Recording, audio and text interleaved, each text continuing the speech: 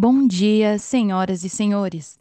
Sejam bem-vindos à videoconferência da Dexco para a discussão dos resultados referentes ao segundo trimestre de 2025. Esta videoconferência está sendo gravada e a gravação poderá ser acessada no site da companhia, ri.dex.com. A apresentação também está disponível para download. Esta chamada também está disponível em inglês. Para acessar, você pode pressionar o ícone do globo no canto inferior direito da tela do Zoom e depois optar por entrar na sala inglês. Depois disso, selecione Silenciar áudio original. Informamos que durante a apresentação, todos os participantes estarão com a câmera e microfone desligados e, em seguida, iniciaremos a sessão de perguntas e respostas quando mais instruções serão fornecidas. Antes de prosseguir, aproveito para reforçar que as declarações prospectivas têm como base as crenças e suposições da administração da Dexco e as informações atuais disponíveis para a companhia. Essas declarações podem envolver riscos e incertezas, tendo em vista que dizem respeito a eventos futuros e, portanto, dependem de circunstâncias que podem ou não ocorrer. Investidores, analistas e jornalistas devem levar em conta que eventos relacionados ao ambiente macroeconômico, aos setores de atuação e a outros fatores podem fazer com que os resultados sejam materialmente diferentes daqueles expressados nas respectivas declarações prospectivas. Estão presentes nessa videoconferência a diretoria executiva da Dexco e o time de relações com investidores. Gostaria agora de passar a palavra ao Francisco Semeraro, CFO da companhia, que dará início à apresentação. Por favor, Francisco, pode prosseguir. Gostaria de desejar um bom dia a todos e agradecer por estarem conosco em mais uma divulgação de resultados da Dexco. Começamos a apresentação pelo slide 3 com os principais destaques do trimestre.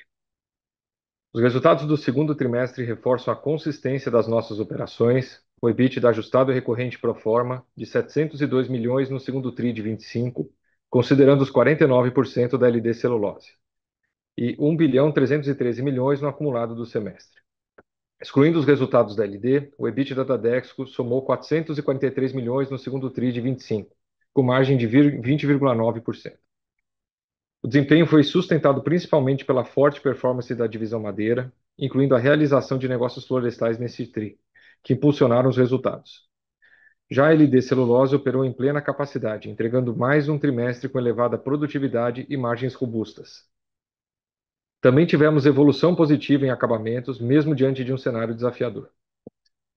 No segmento de metais e louças, temos entregado um mix mais nobre de produtos que impactaram positivamente a receita da companhia, reflexo inclusive da saída do segmento de chuveiros elétricos anunciado no ano passado.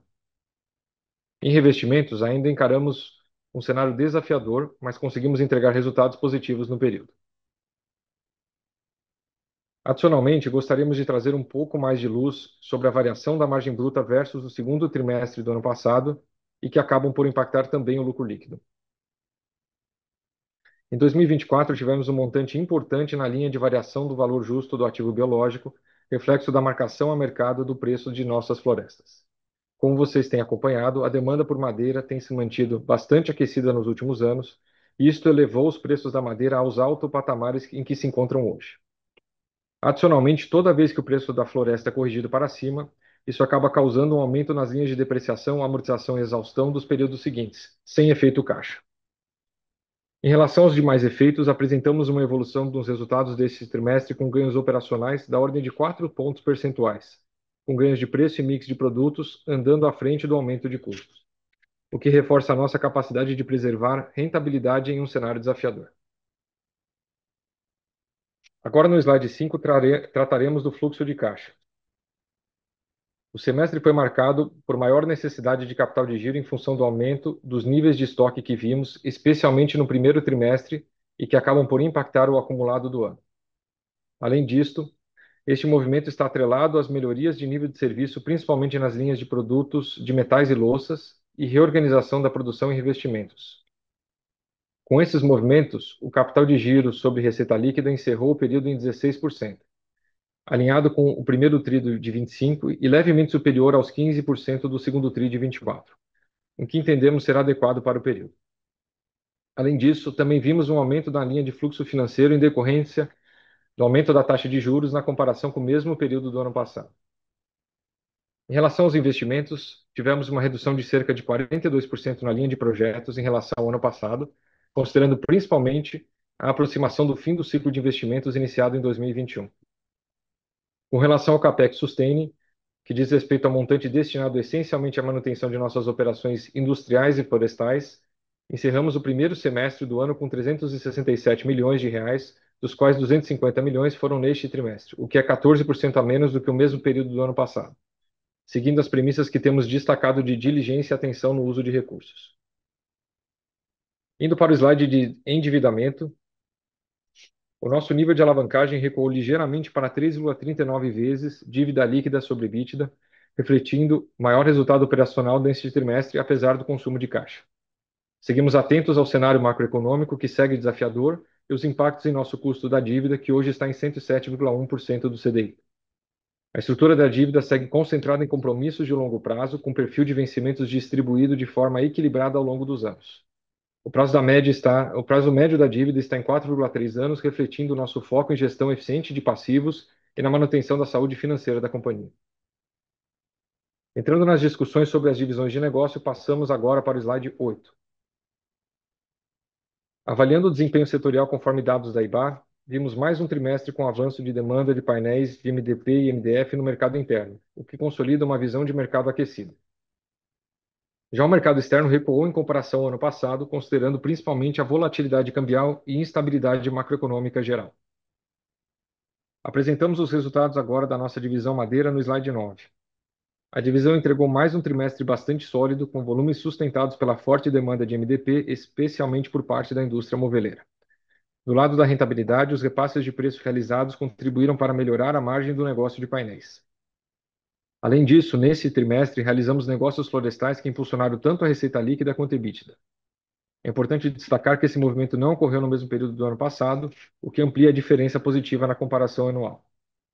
Por outro lado, concentramos neste primeiro semestre, as paradas de manutenção da divisão, o que pressionou os custos e acabou compensando parte do crescimento operacional do período.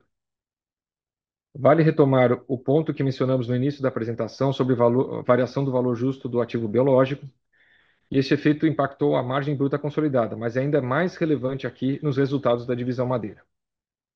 Quando comparamos com o primeiro TRI de 25, registramos inclusive um aumento da margem bruta no trimestre. Com isso, o EBITDA ajustado e recorrente da divisão somou 428 milhões de reais no trimestre, com margem de 29,9%, um crescimento de 34% na comparação anual. No acumulado do semestre, o EBITDA alcançou 778 milhões de reais, com margem de 28,6%. Agora, com relação aos resultados da LD Celulose. A operação manteve um ritmo forte no segundo TRI de 25, com ganhos de eficiência e avanço nos principais indicadores operacionais. Em relação à visão de evolução semestral, é importante lembrar que em 2024 a parada de manutenção da planta ocorreu no primeiro trimestre, e a de 2025 aconteceu agora em julho, o que está fora do período de comparação. A receita da LD cresceu 30% na comparação com o segundo TRI de 24, e o EBITDA do trimestre totalizou 529 milhões de reais, com margem robusta de 60,5%. No acumulado do semestre, o EBITDA foi de 1 bilhão e 71 milhões, com margem de 62,3%. Já o lucro líquido atingiu 191 milhões de reais no trimestre e 443 milhões no semestre, beneficiado pelo efeito contábil de impostos e variação cambial ocorrida no primeiro TRI de 25, conforme já divulgado. Com isso, a LD Celulose segue entregando uma boa performance, combinando operação eficiente com fundamentos sólidos. Seguindo para o slide 12, trazemos agora o panorama setorial do mercado de metais e louças. Nesse trimestre, passamos a utilizar os dados das FAMAS, Associação Brasileira dos Fabricantes de Metais para Saneamento, em conjunto com estimativas internas, entendendo que possuem uma correlação mais próxima com os produtos das marcas Deca e Hydra, as quais operamos. Os dados deste trimestre indicam que o mercado de metais ainda passa por um processo de acomodação a novos patamares após reorganizações ocorridas no setor em 2024. Esse movimento explica a retração na comparação anual, embora já se observe uma recuperação em relação ao trimestre anterior. No segmento de louças, o cenário é mais positivo, com crescimento tanto na comparação anual quanto na trimestral. Com relação aos resultados da divisão de metais e louças, no slide 13. Primeiro é importante lembrar que no segundo trimestre do ano passado ainda incluíamos nos resultados o negócio de chuveiros elétricos, que já não fazem mais parte do nosso portfólio. Por isso, destacamos esses efeitos e faremos as comparações excluindo o negócio de chuveiros elétricos ainda existentes no ano anterior. Em relação aos negócios de metais e louças, mantivemos a liderança em segmentos de maior valor agregado, especialmente metais, o que contribuiu positivamente para a receita líquida do período. Em termos de volume, registramos estabilidade frente ao segundo TRI de 24, um crescimento de 14% em relação ao primeiro trimestre desse ano. O EBITDA ajustado recorrente somou R$ 9 milhões no trimestre, refletindo as pressões de custo, com destaque para insumos como cobre, que é dolarizado, além de ajustes operacionais no segmento de louças. Ainda assim, seguimos uma trajetória de recuperação operacional. Vale destacar também que no início de julho anunciamos o encerramento da nossa unidade de louças na Paraíba, como parte do nosso plano contínuo de aumento de eficiência e rentabilização dos ativos. Essa planta era dedicada à produção dos itens com perfil mais competitivo. Com o encerramento da planta, os itens mais relevantes do portfólio foram transferidos para a unidade de Cabo de Santo Agostinho, assegurando uma transição eficiente, preservando nossa competitividade no segmento e mantendo o abastecimento aos nossos clientes. Com isso, reforçamos que a divisão segue em um caminho consistente de melhorias, com foco em maior eficiência operacional, melhores níveis de serviço e maior rentabilidade. Agora, passando para o slide 14, apresentamos o ambiente do setor de revestimentos cerâmicos. O ambiente competitivo segue desafiador. Ao longo dos últimos anos, temos acompanhado uma demanda baixa em recuperação lenta na indústria. E, em contrapartida, vimos aumentos de capacidade que mantêm os níveis de ociosidade na casa dos 30% continuamente. Este movimento impacta os níveis de estoque e pressiona os preços praticados no setor. Na nossa divisão de revestimentos da Dexco, agora no slide 15, temos sentido os reflexos de um setor ainda pressionado, com volumes andando de lado com relação aos resultados de 2024.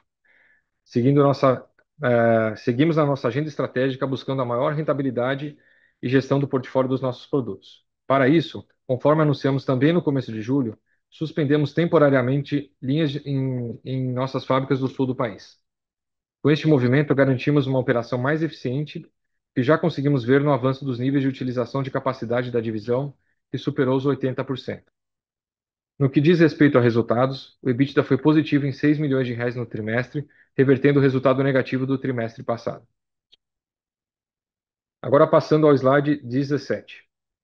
Como é de conhecimento de todos, vem ocorrendo uma série de discussões após a divulgação da aplicação de tarifas a produtos brasileiros pelos Estados Unidos, e temos acompanhado de perto os possíveis desdobramentos para os nossos negócios.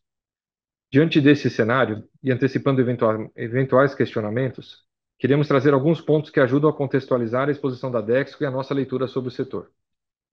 Nos últimos anos, menos de 1% da receita líquida da companhia teve origem em exportações para os Estados Unidos. Ou seja, ainda que haja direcionamentos sobre taxações de produtos que compõem o nosso portfólio, a exposição direta da Dexco é bastante reduzida.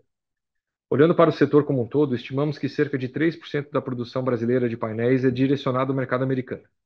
É um volume relativamente pequeno, com boa possibilidade de ser redirecionado a outros mercados, o que nos leva a avaliar um impacto pouco significativo no curto prazo.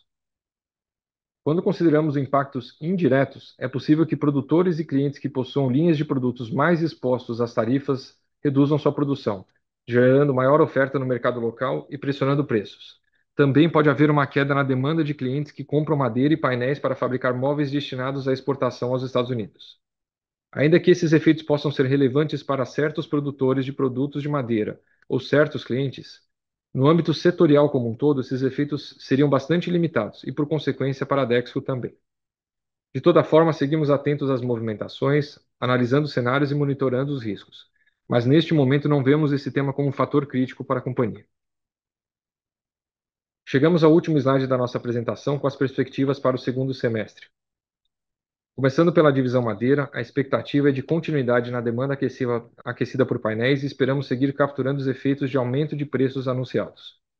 Esse cenário deve seguir sustentando a boa performance da divisão. Em revestimentos, o ramp-up da nova planta de Botucatu vem avançando de forma consistente e já começamos a ver reflexos positivos na diluição de custos e ocupação fabril, considerando também as otimizações que realizamos nas nossas fábricas do Sul. Acreditamos que a nova planta seguirá sendo um importante fator de geração de valor ao longo dos próximos trimestres. Na divisão de metais e louças, os efeitos da reorganização fabril anunciada devem começar a se refletir na operação, com ganhos gradativos de eficiência e melhor controle de custos. Seguimos monitorando o cenário macroeconômico que continua pressionado, especialmente no que diz respeito aos preços da celulose solúvel. Vale lembrar que a parada anual da manutenção da LD celulose foi realizada agora no terceiro TRI de 25 e impactará pontualmente os resultados do TRI. Porém, a trajetória de resultados do ano de 25 segue bastante positiva. Por fim, reforçamos que a Dexco segue focada na execução dos seus projetos estruturantes, na gestão disciplinada do caixa e na manutenção de uma estrutura de capital saudável. A sustentabilidade financeira segue sendo uma prioridade e estamos preparados para seguir entregando consistência mesmo em cenários desafiadores. Com isso, encerro a apresentação e abriremos na sequência para perguntas. Iniciaremos agora a sessão de perguntas e respostas para investidores e analistas. Caso deseje fazer alguma pergunta, por favor, clique em levantar a mão. Se a sua pergunta for respondida, você pode sair da fila clicando sobre abaixar a mão. A nossa primeira pergunta vem do Sr. Ricardo Monegaglia, do Safra. Por favor, pode prosseguir. Bom dia a todos. Vocês estão me escutando? Acho que sim, né? Escutamos. Boa. Obrigado, pessoal. Parabéns pelos resultados. Acho que foi um resultado bom, acima do consenso. Tenho duas perguntas aqui. A primeira, focando nesse ponto de ações estruturantes de desalavancagem, né? Se vocês puderem, Francisco, se você puder dar uma ideia de timeline, eventualmente de qual que é a meta, né? Talvez em bilhões de reais ou milhões de reais que vocês esperam com essas propostas estruturantes, né, para reduzir a alavancagem, seria interessante a gente ter uma ideia.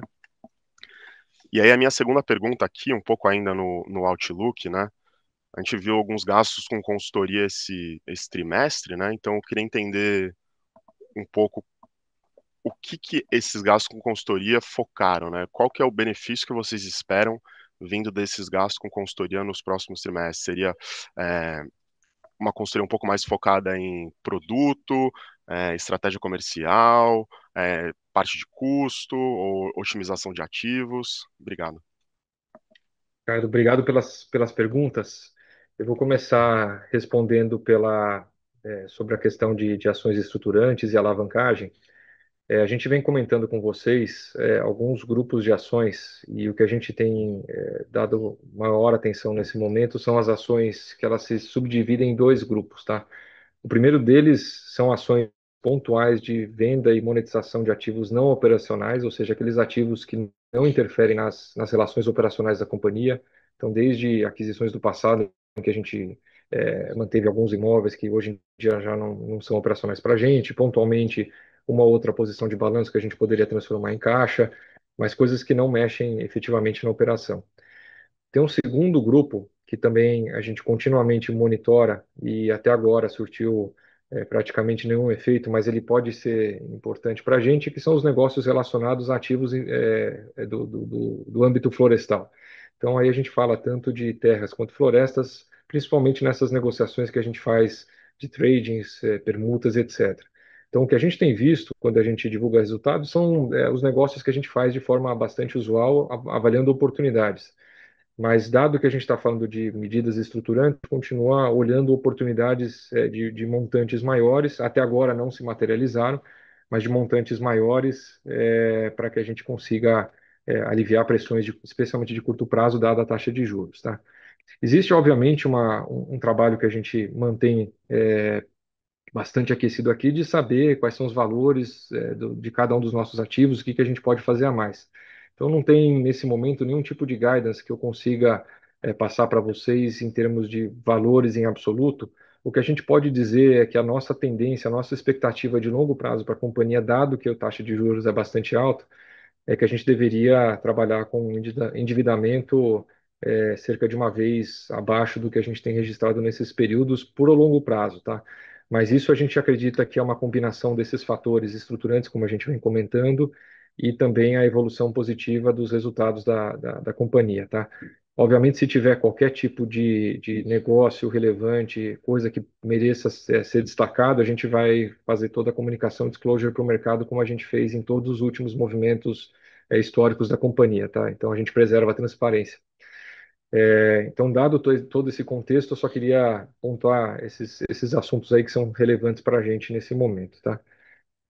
Com relação à consultoria, vou só me antecipar aqui, depois passar a palavra para o Raul e comentar na sequência. A gente tem, obviamente, uma série de transformações acontecendo na companhia e não é de hoje.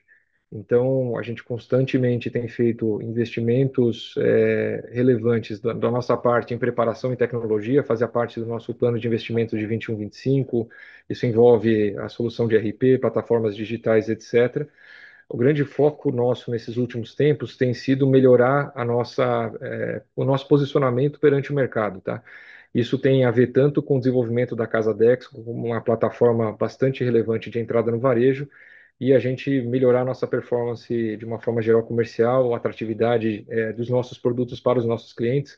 Então, pontualmente, e aconteceu agora no segundo TRI, a gente pode ter destaque aí para algum gasto um pouco mais relevante, mas a tendência ela é maior, ela não é muito pontual de curto prazo e é uma tendência maior de grande formulação de negócios para a Dexco, tá? Muito bom, Ricardo. É só alguns poucos complementos aqui no que o Francisco falou. Acho que, primeiro, para voltar na desalavancagem, né? Só reforçar isso que o Francisco falou, né? A gente, quando você olha o 3 vezes o EBITDA, numa situação normal de taxa de juros, isso não deveria ser, né, um tema tão quente, mas que todo mundo sabe com a taxa de juros atual e com o peso que isso causa no nosso resultado anualmente, isso passa a ser, sem dúvida nenhuma, se não o principal, um dos três principais temas da nossa organização nesse momento, né? Então, todas as oportunidades estão aí à mesa, a gente está discutindo, como vocês bem sabem, né? Ações desse tipo requerem um nível de maturação, de discussão, de análise bastante elaborada e, portanto, não dá para dar nenhum disclosure nesse momento, exceto o fato de que tem todas as linhas que o Francisco falou, ações muito relevantes sendo avaliadas, né? Acho que todas elas têm, algumas com zero de trade-off, né? Venda de ativo não operacional, né? Acho que aqui muito senso de urgência, tem 5 ativos não operacionais sendo discutidos aqui ativamente, alguns já com propostas, ofertas em negociação. A gente fez aí na Colômbia, nesse início do ano, uma venda de uma fábrica que já não estava, que já estava parada, e por aí essas coisas vão andando. Então, reforçar que isso é ponto-chave aqui nas nossas ações de curto e médio prazo e com bastante energia dentro de 25. O tema de consultoria, eu só para qualificar, acho que tem a ver com o senso de urgência, né? A gente acredita enormemente no nosso plano, a gente sabe que tem todas as ações que a gente precisa ter para levar a companhia para um outro patamar, né? O uso pontual de consultorias como um auxílio aqui é para a gente conseguir acelerar a nossa velocidade de execução, né? Então não muda o plano estratégico de forma relevante, mas acelera a captura de resultados, né? Vocês viram dentro desse ano duas ações muito ágeis aqui, Fábrica de Paraíba e redução de capacidade em revestimento, e já vê uma captura de resultados já no segundo tri, né, que vem relacionada a esse tema de revestimentos. Aqui, aqui é algo que a gente vai usar pontualmente e com bastante cautela ao longo desse período, mas é bem na linha de acelerar a implementação e captura dos nossos planos. Ficou super claro. Obrigado, Francisco e Raul. Obrigado, Ricardo. Nossa próxima pergunta vem do senhor Emerson Vieira, do Goldman Sachs. Por favor, pode prosseguir. Olá, pessoal. Vocês me escutam? Sim. Vimos, Emerson. Bom dia. Bom dia a todos.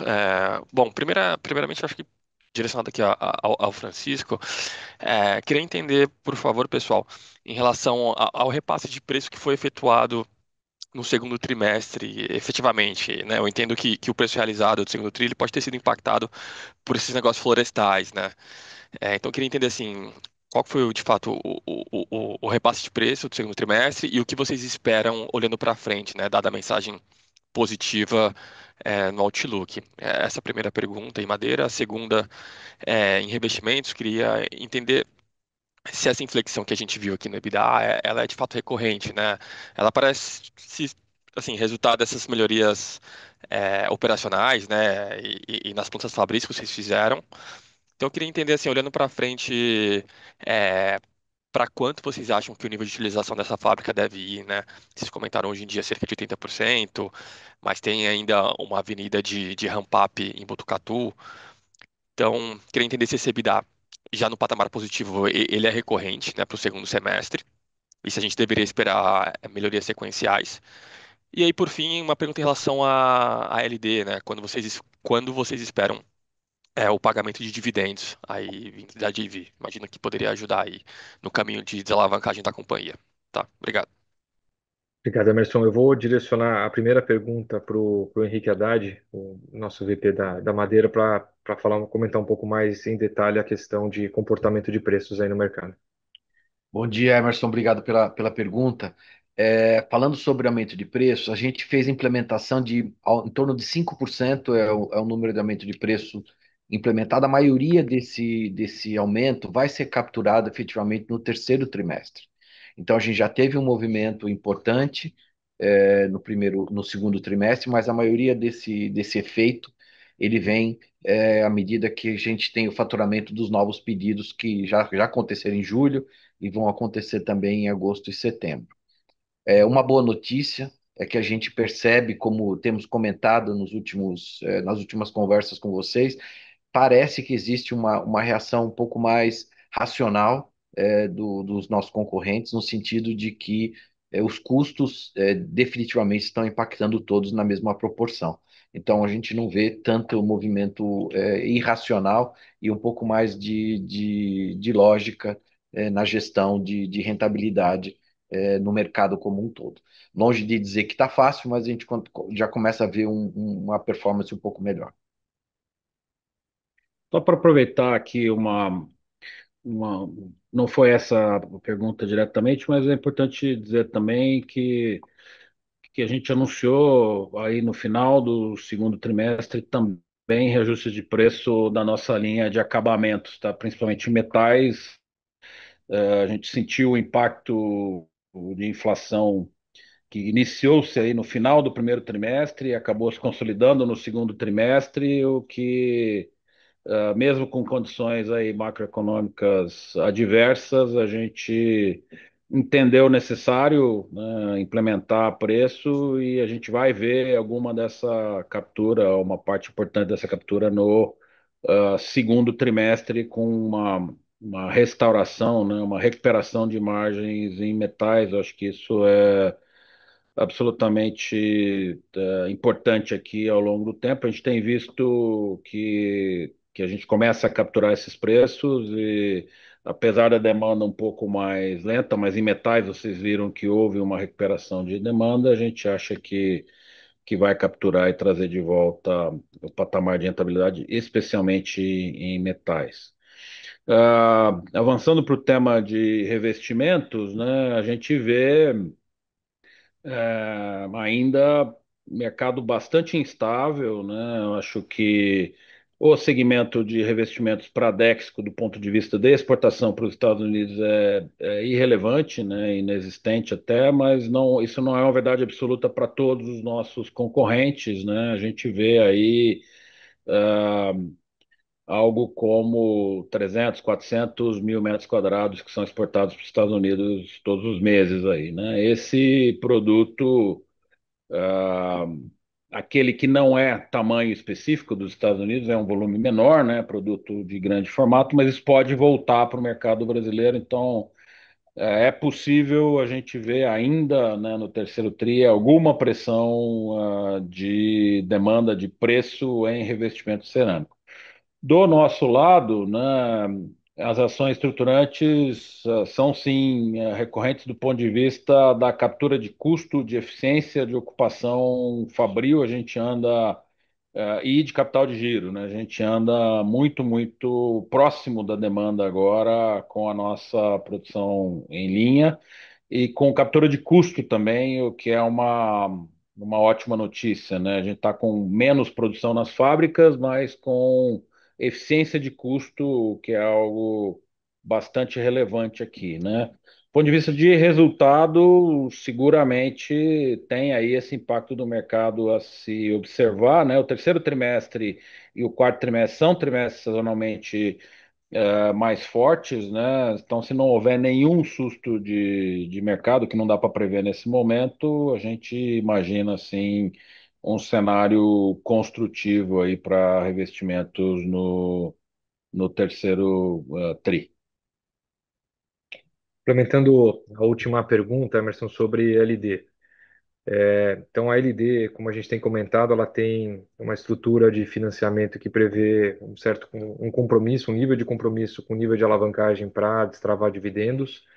A expectativa é de uma distribuição ainda pequena em 2026, pela estrutura que ela tem, mas dado que ela está avançando bastante rápido na produtividade e captura disso em margens, é possível que ela avance mais rápido do que a gente tinha inicialmente planejado com relação à trajetória de desalavancagem e consiga distribuir mais dividendos. Mas isso ainda é um cenário um pouco incerto, dado que a gente está percebendo que ainda tem uma certa instabilidade de preços da commodity, da celulose solúvel global.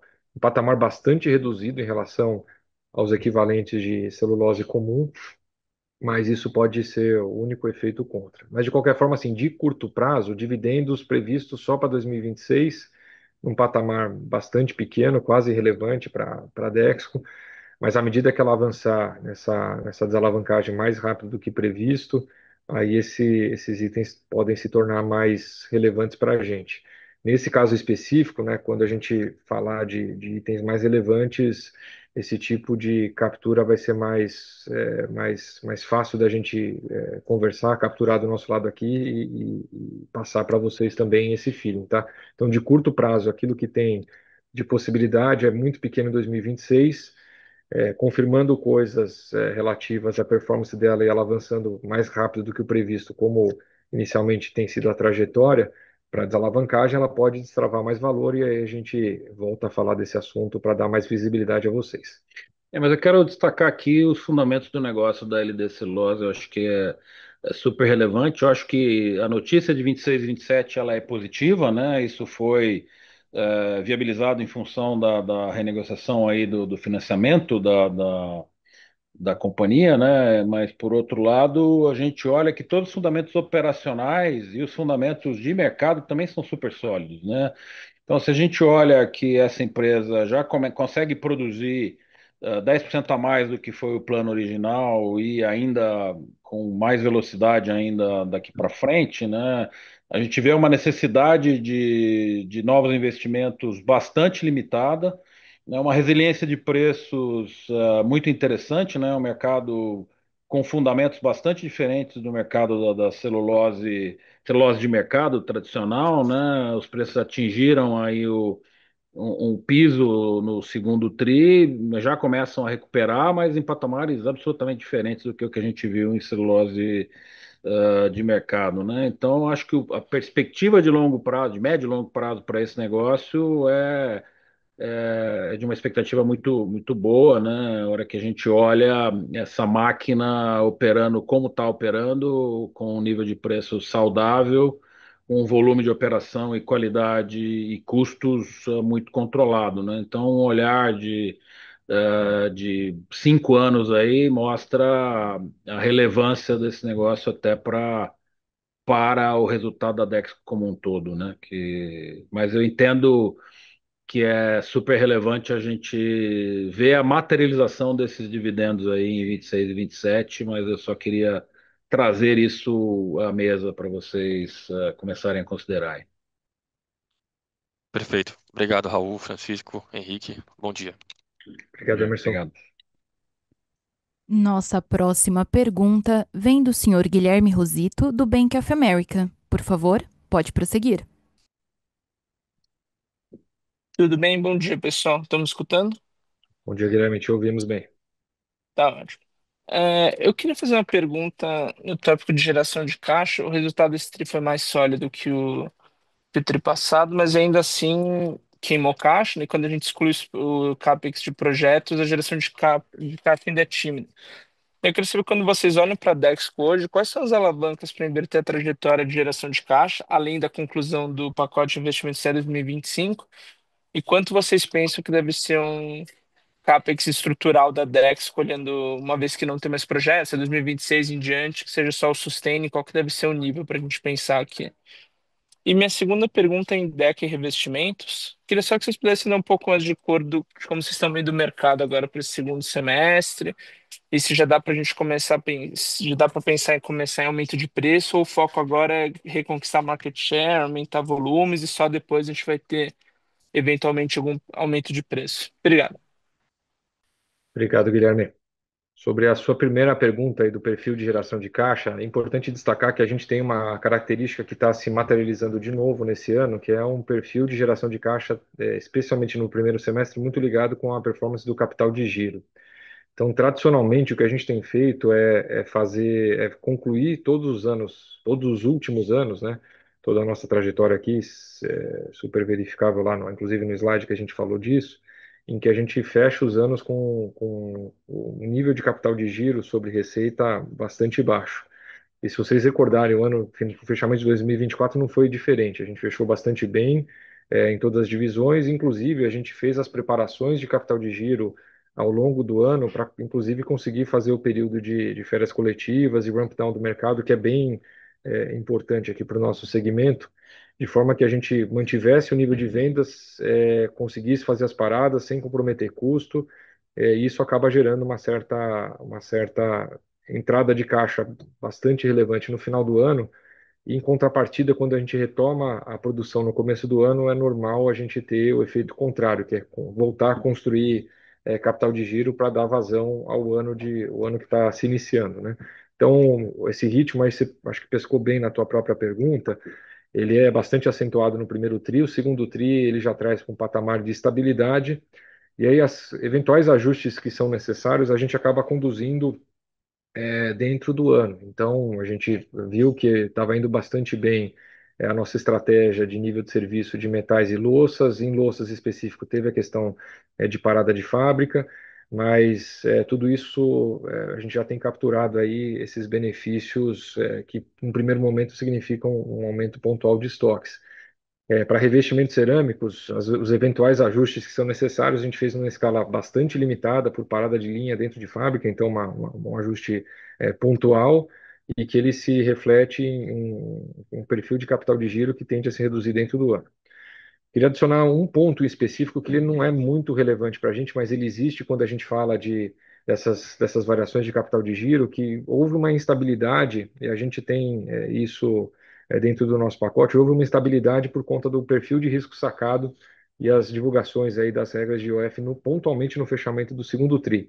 Então, tipicamente, a gente tem rodado o nosso capital de giro com cerca de 200, 300 milhões de reais de risco sacado, em prazos absolutamente compatíveis com o que a gente pratica também fora do risco sacado, mas no segundo tri esse patamar ficou um pouco abaixo. Então a gente teve pressão por alguns fornecedores por conta dessa instabilidade toda, de não poder contar no fechamento do tri com a ferramenta, dado que existia uma incerteza muito grande. Então, esse item também contribui. A gente está falando de variações sensíveis quando a gente fala aqui de temperatura de negócios e fala de algumas dezenas de milhões de reais. Não são valores gigantescos, mas eles são importantes para a gente que está administrando isso aqui no dia a dia. Então, o perfil do capital de giro é um importante fator de geração de caixa dentro do ano e, eventualmente, os ajustes de produção para correção de estoque e tal, eles são tomados nessas medidas bem granulares para a gente garantir que até o final do ano a gente volta para o capital de giro nos patamares que a gente vem registrando nos últimos anos.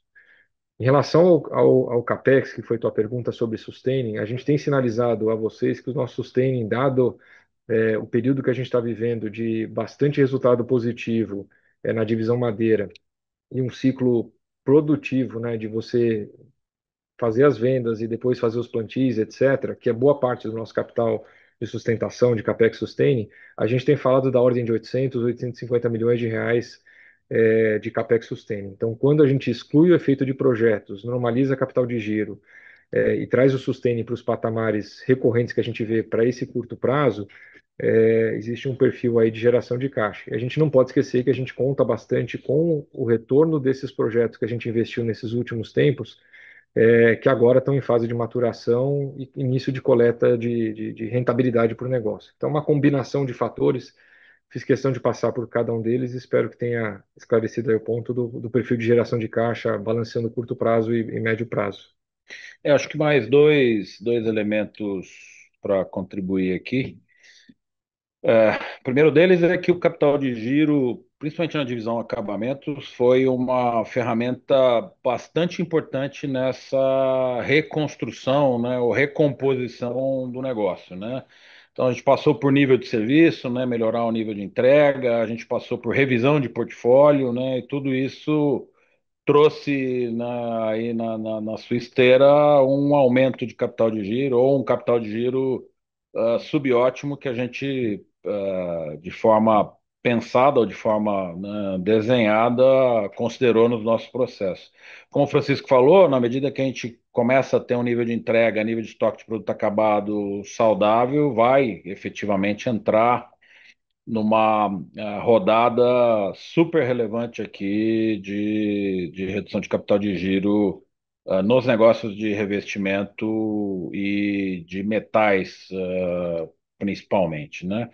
Em louças, isso também se ajusta dentro do ano, mas principalmente em função aí das paradas de linha, né, e troca de produção de uma fábrica para outra. Aí, efetivamente, em geração de caixa, tem o efeito do top line, né? Eu acho que esse é o elemento principal, né? Eu acho que a gente vem atuando forte aqui em controlar aquilo que a gente controla do ponto de vista de custos, né? Mas, sem dúvida, a melhora de mix em metais, melhora de mix em louças, e a entrada de Botucatu com produtos premium em novas categorias, com esse ramp-up efetivamente concluído até o final do ano, traz para a gente uma perspectiva também de geração de caixa via top line, que no final das contas é o que a gente precisa olhar daqui para frente também, né?